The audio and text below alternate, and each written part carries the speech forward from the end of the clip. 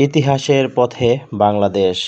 উক্ত অনুষ্ঠানে উপস্থিত আছেন মাননীয় সভাপতি সাহেব, উপস্থিত অত্র স্কুলের সকল শিক্ষক শিক্ষিকা মণ্ডলী এবং যারা আজকে আয়োজিত হয়েছেন সকল দর্শকবৃন্দ, সকলের প্রতি আমার সালাম, আসসালামু আলাইকুম।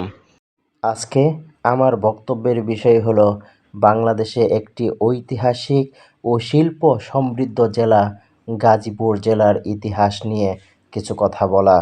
গাজীপুর জেলার মূল ইতিহাস। গাজীপুর জেলা প্রাচীনকাল থেকেই একটি গুরুত্বপূর্ণ জনপদ।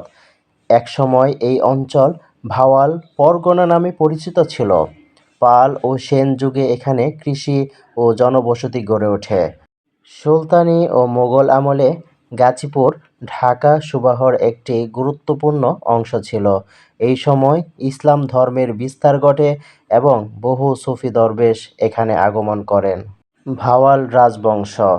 গাজীপুর ইতিহাসের সবচেয়ে উল্লেখযোগ্য অধ্যায় হল ভাওয়াল রাজবংশ। ভাওয়াল রাজারা এই অঞ্চলে দীর্ঘদিন জমিদারি শাসন করেন।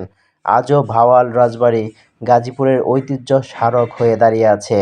ভাওয়াল সন্ন্যাসীর রহস্যজনক কাহিনী এই এলাকার ইতিহাসকে আরও আকর্ষণীয় করেছে। ব্রিটিশ শাসনামলে গাজীপুর নীল বিদ্রোহ ও কৃষক আন্দোলনের কেন্দ্র ছিল। 1971 সালের মুক্তিযুদ্ধে গাজীপুরের মানুষ সাহসিকতার সঙ্গে অংশ নেয়। এই জেলার অনেক শহীদের রক্তে রঞ্জিত হয়েছে দেশের মাটি। 1984 সালে গাজীপুর জেলা হিসেবে প্রতিষ্ঠিত হয়। বর্তমানে এটি বাংলাদেশের একটি গুরুত্বপূর্ণ শিল্পনগরী। পোশাক শিল্প, শিক্ষা ও অর্থনীতিতে গাজীপুরের ভূমিকা অত্যন্ত গুরুত্বপূর্ণ। এই ছিল গাজীপুর জেলার সংক্ষিপ্ত ইতিহাস।